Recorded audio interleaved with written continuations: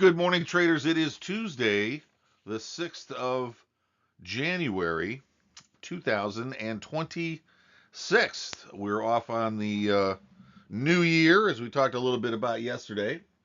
And we talked a little bit about wanting to stay focused more on common sense as part of our trading methodology for 2026. So, kind of following through on that, I wanted to get started with you on today's Trader's Daily Discipline, something I want you to give a little bit of thought to.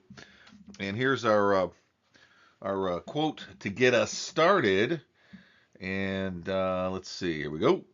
Good judgment comes from experience, and experience comes from bad judgment. That was from Barry LePatner, who's uh, I guess you'd say he's a construction attorney.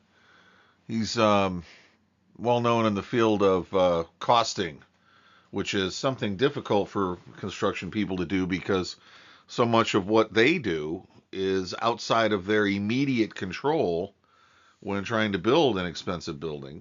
It's actually, I find the whole concept of getting something like, you know, a multi-$100 million project off the ground, like they're going to redo the entire, lakefront area of a city like Chicago, something that might cost, 250 million bucks.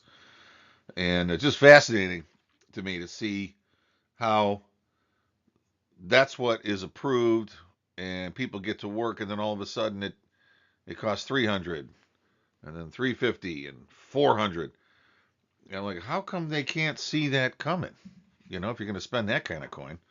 Well, Barry's LePatner is one of those guys that specialized in helping project managers and companies and vendors understand that process, how that happens to mitigate it so that costs to taxpayers and costs to banks and all the rest are kept at minimum. So I think it's interesting to have a quote like this come from someone who is directly experienced from the relationship between good judgment and bad judgment. You know, um, I find it really interesting that during the 80s, Chrysler Motor Company went to the very verge of bankruptcy, and Lee Iacocca was hired to solve that problem. And he did. And he got that problem solved. And they even wrote books about it. And 20 years later, the company went through the exact same thing, except didn't quite make it. So they had to go through some pretty major restructuring changes, and Chrysler lost a lot of import and a lot of market value and all that good kind of thing. But my point is just to make this as clear as possible that good judgment comes from experience. In other words, you have to go through the process of doing things to learn what really works. And that experience often comes from bad judgment. So, as traders, what is it that I'm really trying to say here? Well, what I'm hoping to communicate to you is that we tend to value, as traders, our big value thing that we focus on is our account balance. And we think that if we are losing money, that we've, quote, made a mistake. If we're losing money, that we did something wrong. If we're losing money, that we got to improve something.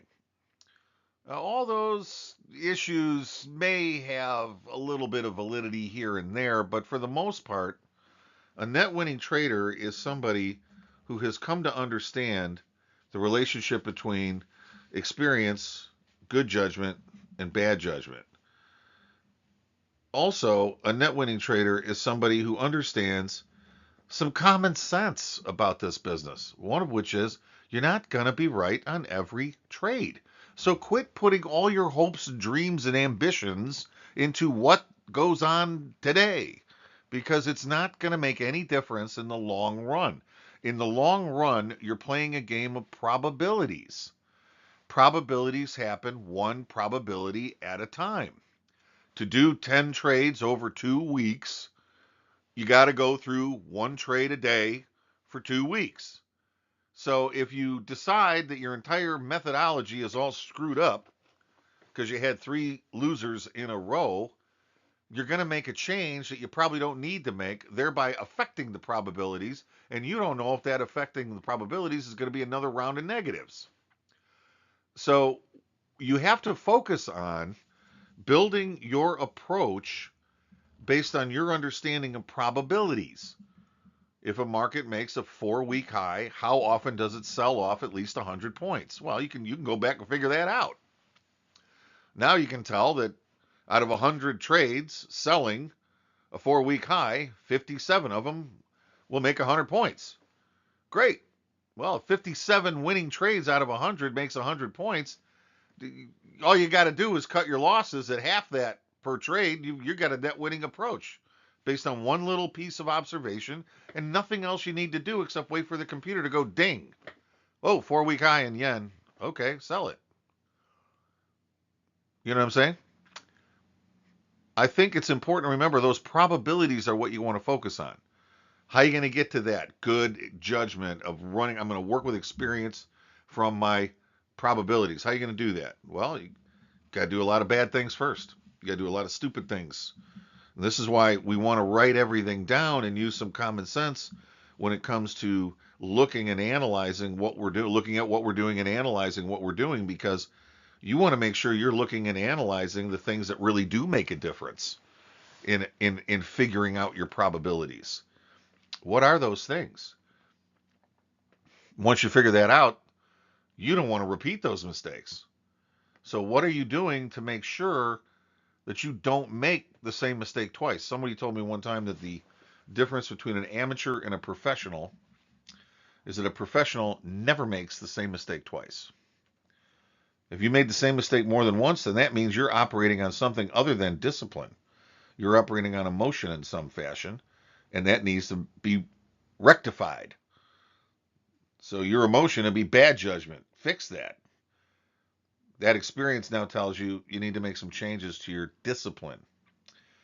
And I can absolutely promise you this much. If you're serious about doing this and learning how to do it and want to do it right, one of the things that you will just come to conclude, like every good winning trader has, this business is not difficult. It's not hard. Making money is something that you can expect to have happen when you understand your discipline. Your discipline is the key factor and the key motivator for you to get where you want to go. It's discipline. It takes time to develop discipline. It takes time to learn how to enforce discipline, but it will save you huge amount of bad experiences from bad judgment. And it'll keep you on the pathway to profitability much more securely. So, that being said, I want to remind you that, listen, it's never going to go perfectly, properly right for you all the time. And you know what? It doesn't have to. That experience that you're creating for yourself that comes from all the crazy crap BS things you do, all the bad judgment you brought to the table, if paying attention is in your lexicon, then what you'll learn from all of that is the good judgment that you need to do to move everything you're working on into the realm of probability management. Once you learn how to do that, the money will roll in. And I'm looking forward to hearing how well you do with that. So, let's keep those cards and letters coming. I hope you enjoyed today's minutes of Trader's Daily Discipline. And I'll be back on Wednesday, tomorrow. And between now and then, guys, have a great day. Good luck, good trading. And I'll see you on Wednesday. Thanks.